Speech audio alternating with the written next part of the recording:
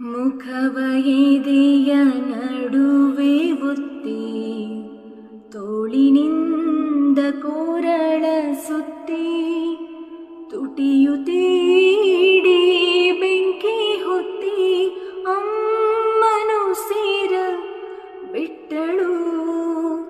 ಸೆರಗು ಜಾರುತ್ತಿರಲು ಕೆಳಗೆ ಭಾನುಭೂಮಿ ಮೇಲು ಕೆಳಗೆ, ಸೆರಗು ಜಾರುತ್ತಿರಲು ಕೆಳಗೆ ಭಾನುಭೂಮಿ ಮೇಲು ಕೆಳಗೆ, ಆದರೂ ತೇರುವ ಅಧರಗಳಿಗೆ ಬೆಳ್ಳಿ ಹಾಲ ಬಟ್ಟಲು.